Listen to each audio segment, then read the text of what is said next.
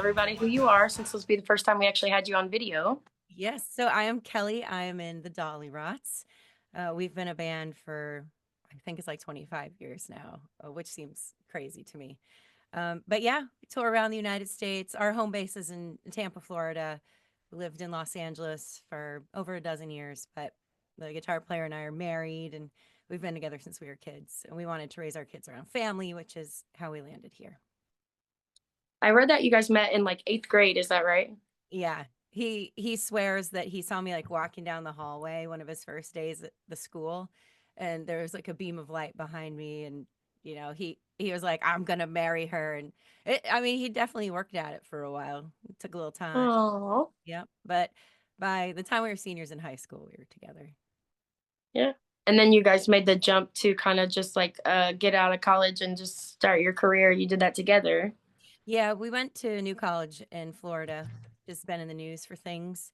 But I like to say we went to the old new college and we both got degrees in biology and figured like world feels like it's going crazy. It was when it was the Bush Gore election, all that stuff, and so like let's just go move to California. We'll take 1 year off and then we'll do grad school. And Lewis was pre-med, do med school in California, just live somewhere else for a while.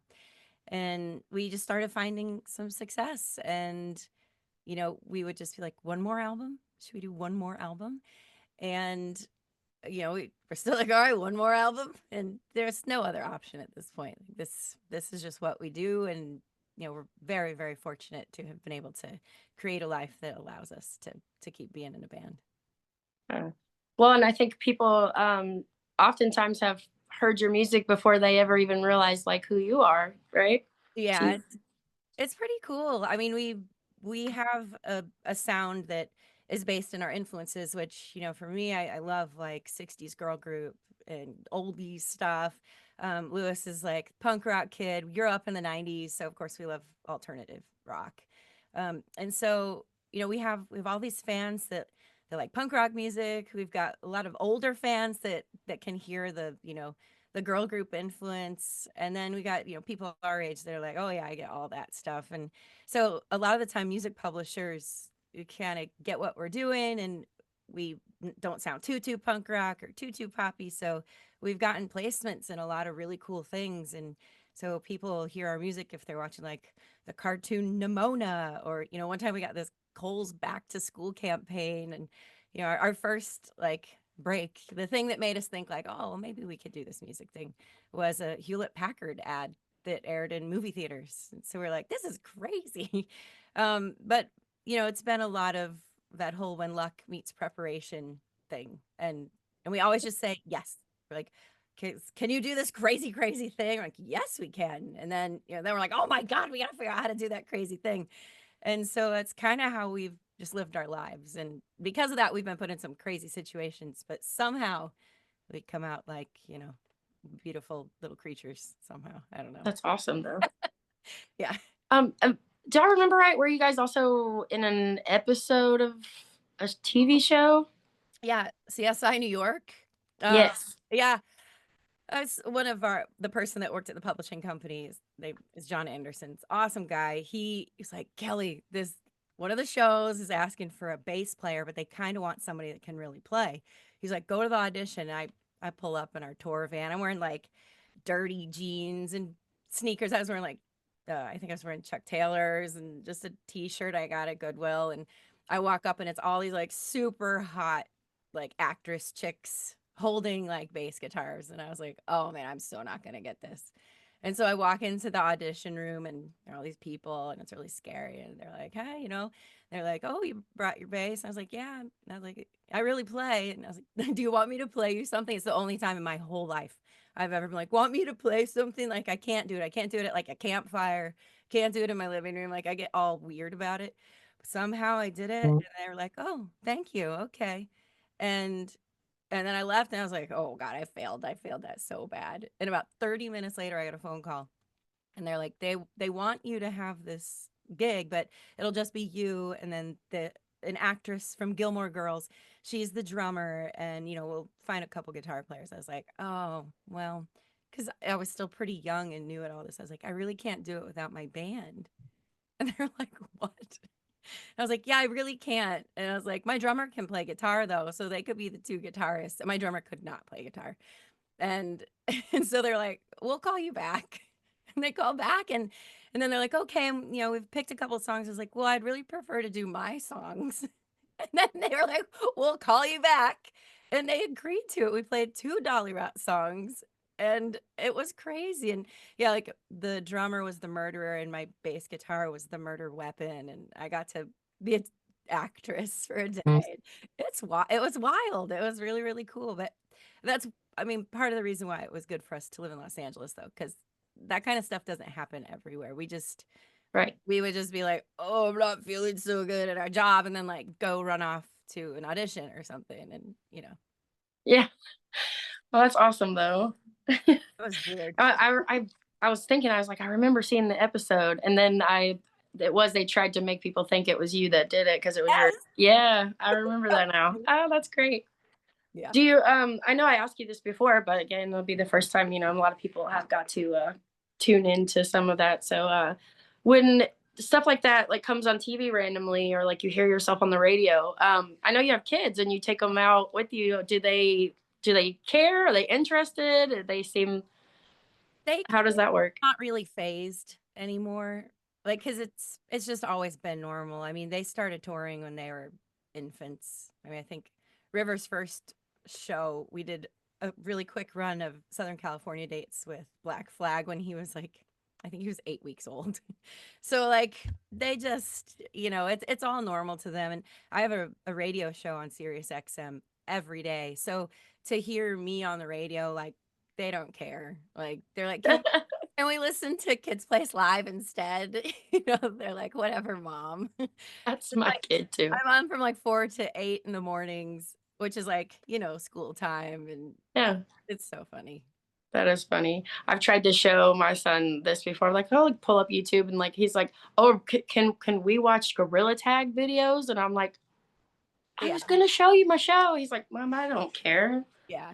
It's interesting. Our daughter, she's 8 right now. And I actually saw her on YouTube looking up Dollyrots the other day. And she's like, Mom, I've never seen this. Mom, what's this? Mom, what's this? I was like, oh, maybe she doesn't know as much because I don't know. I feel like when River was little, we still lived in LA for a while and we would go back a lot. And maybe he's more jaded than her. Maybe she's kind of trying to figure it out a bit. So I don't know. It's cool. It I could think too be, yeah.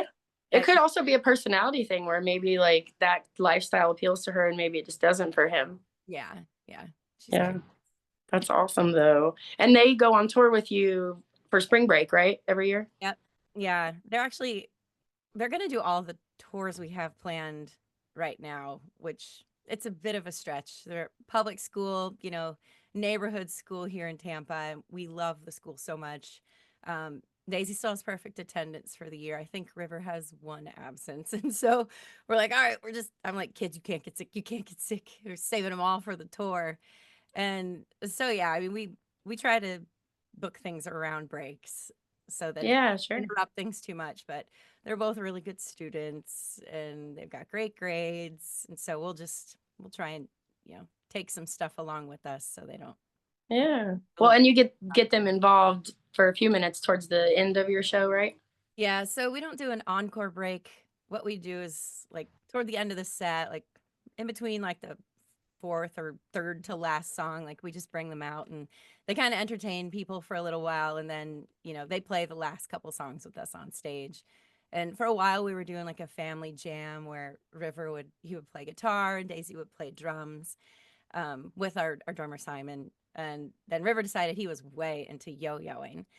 And so then he did like stand up while he yo-yoed and Daisy would do like, the rim shots for him and just kind of So mess cute. with him on stage. But I haven't asked him what he's planning for this trip. I didn't want to stress him out just yet, but this weekend I'll be like, all right, what's your plan? Because we kind of all need to know, like, are you gonna yo-yo? Are we gonna do song? Like, so we'll see. I'm not sure what the plan is yet, but yeah. That's really awesome though that you like, music has always been, like a big part of your family. Do you think that if you weren't a musician that your life with your kids or like your dynamic as a mom would be different? Or I mean, I know you were doing laundry last time we talked, so Yeah.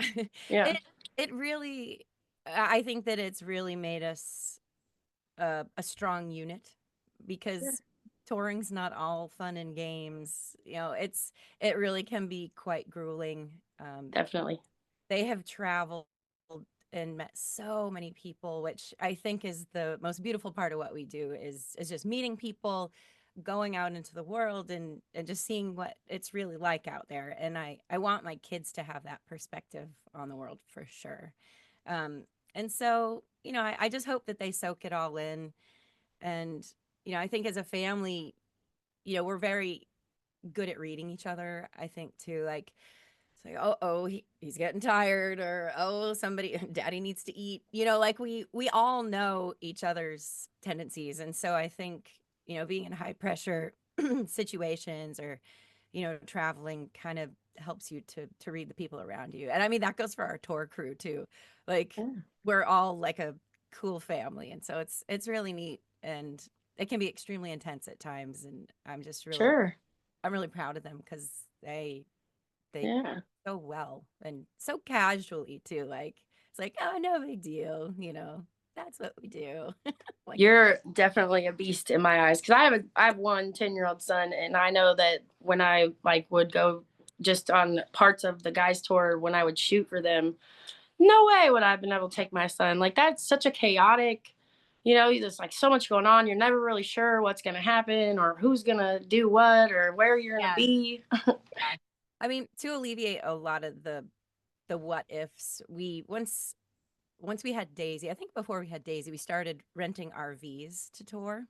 Because we're like not really a van band anymore. But we're not going to rent a bus because also the crew needs breaks from everybody, Sure. especially since they're two little kids.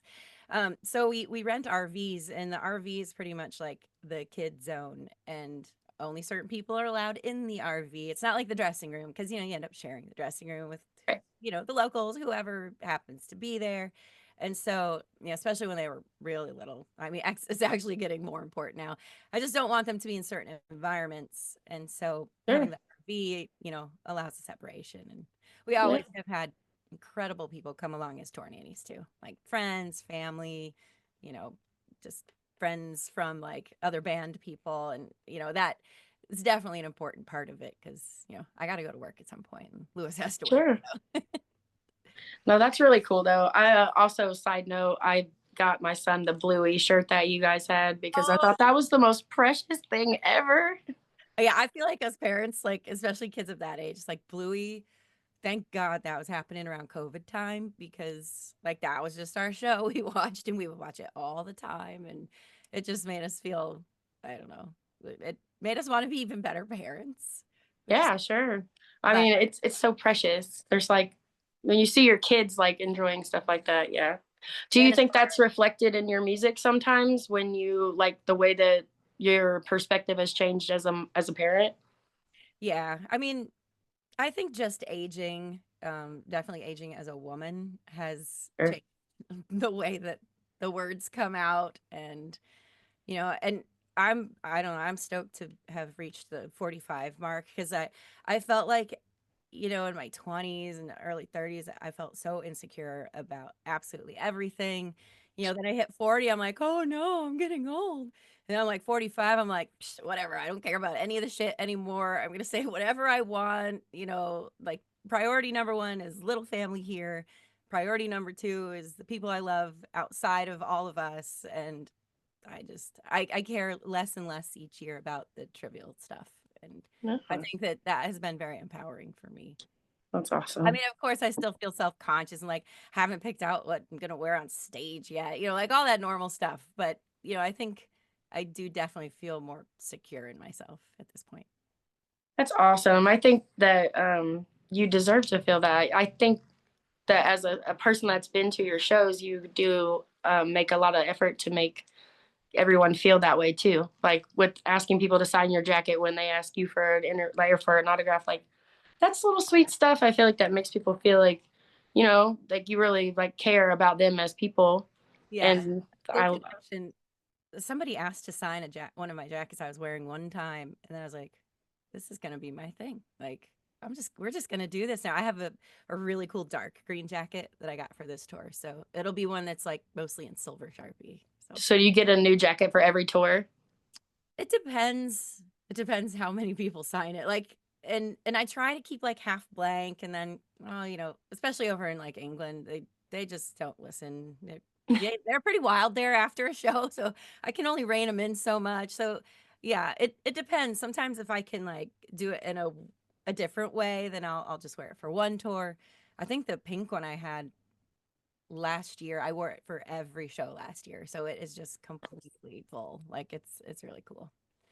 Have you ever ran into anyone on one of your tours or just out in your career that was like one of your idols and it was like one of those moments?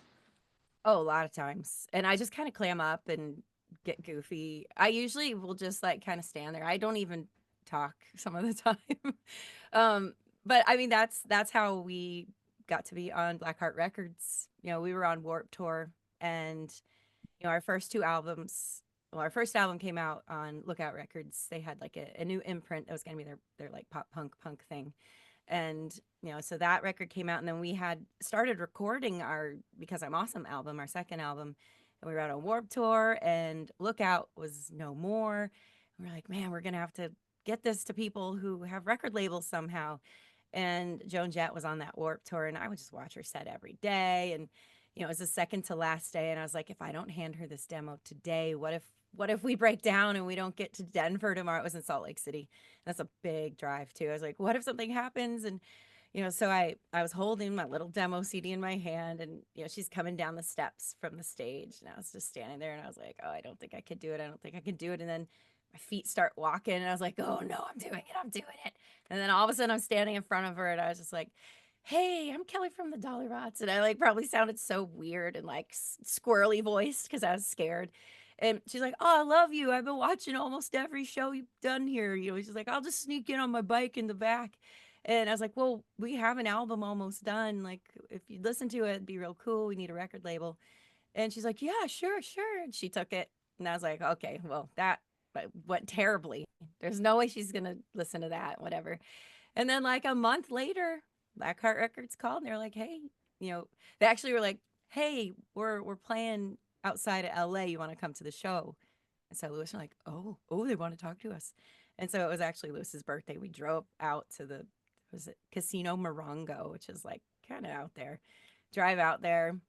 We get there, and they're like, hey, so would you like to put out the record with Blackheart Records? And we're like, so excited.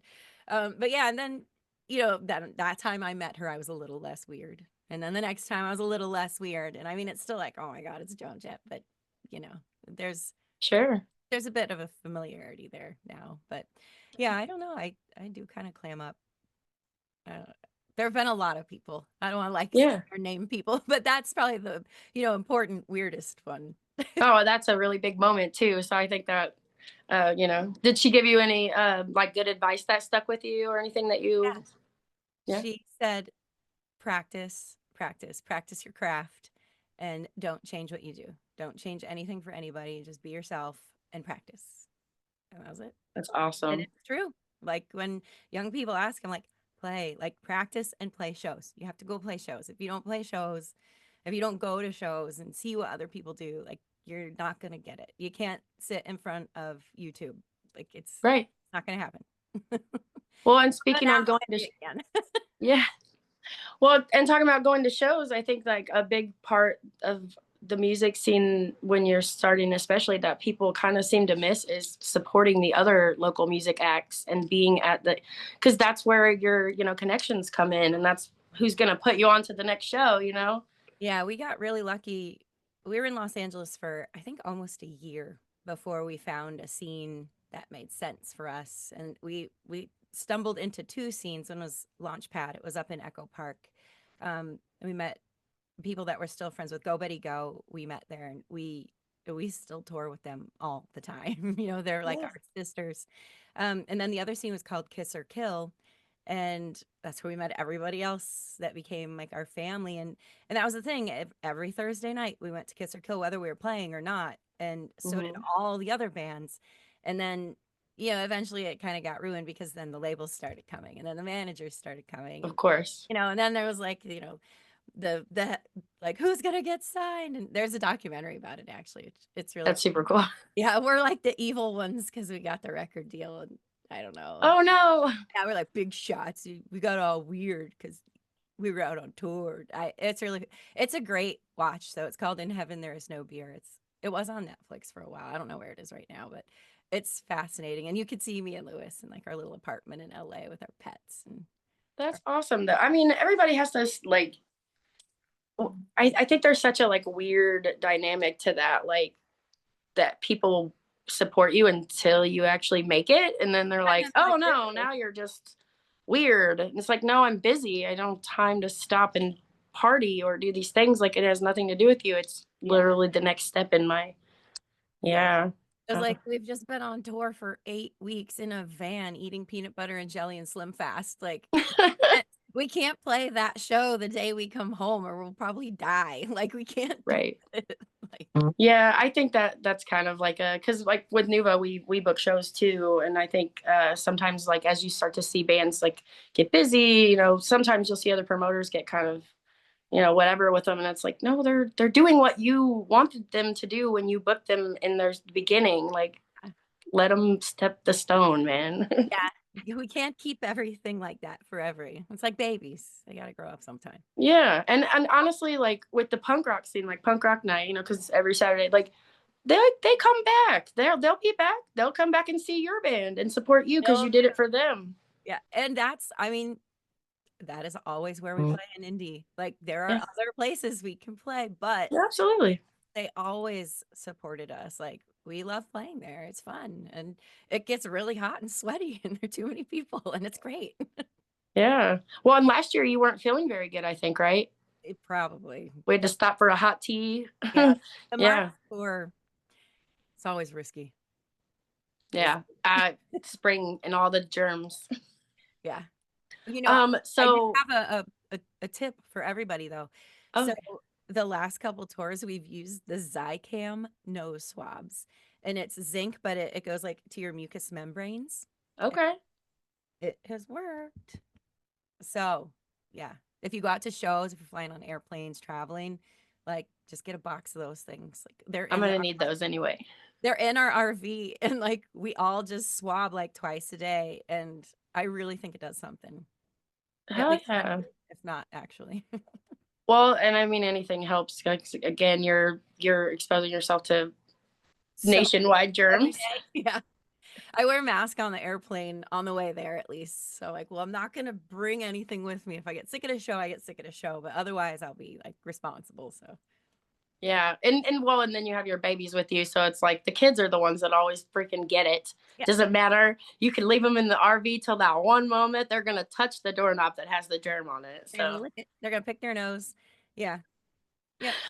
And it's then they'll be definitely sick for like 2 days and then we'll be sick for 2 weeks. Oh, yeah, exactly. It's so terrible. So you guys are actually going to be playing at Punk Rock Night coming up on the 18th this month in March, right? yep. Yep. Yeah.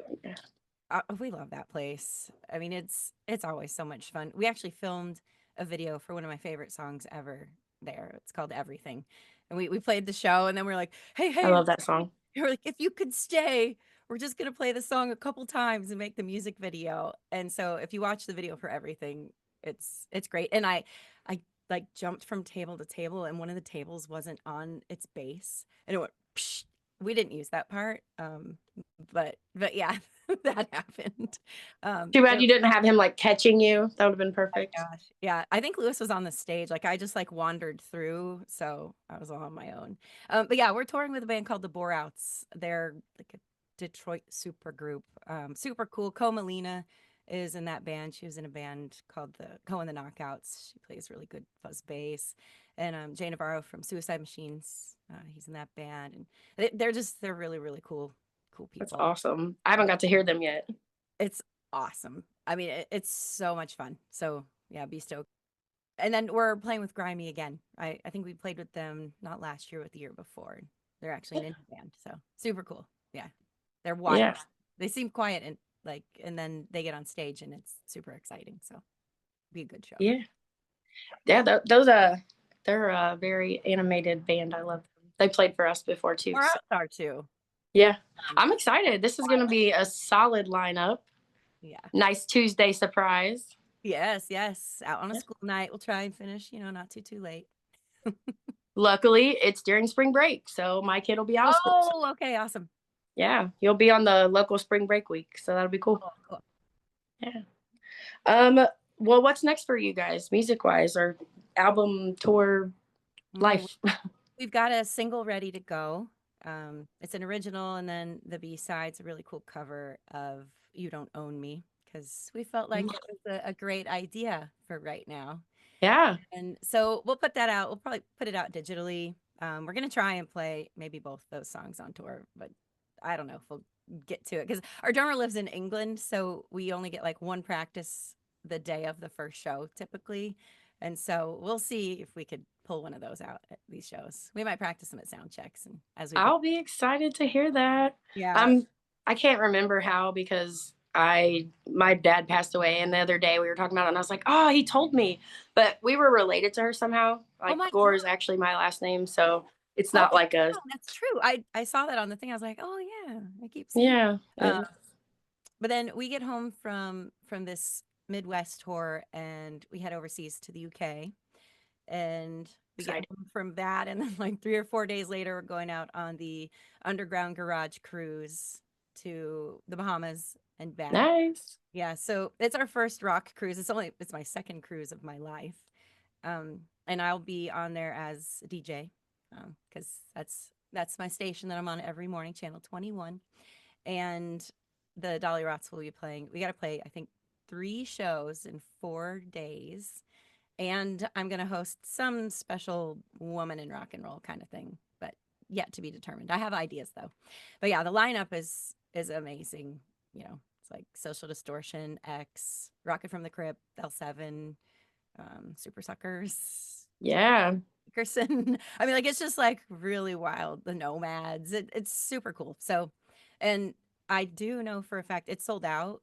But there's a Facebook group that there are a whole bunch of people looking for roommates. So if anybody feels adventurous, there are definitely people who are like, I thought I could find somebody to come with me and it hasn't happened. So I don't know. It should be an adventure. That's nice. It's always good to have the little sneak way back, get in there. Nice. Well, I really appreciate you taking the time to, give us a little bit of what's going on. Good to see you on the screen. Yeah, for sure. And I'll get to see you coming up really soon. Yeah, right around the corner. Before I know it. I know, right? Is that the day after St. Patrick's Day? Yep. I'll try not to be too hungover, everybody. Well, if you are, we'll forgive you because we'll probably be hungover too. Yeah, that's the thing. We're going to make it a 2-day St. Patty's Day fun. It'll be great. There you go. Well, it's good to see you again. It's great to see you. Thank you for having me. Yeah, for sure. Thank you. Okay. I'll talk to you soon. See you soon. Bye. Bye.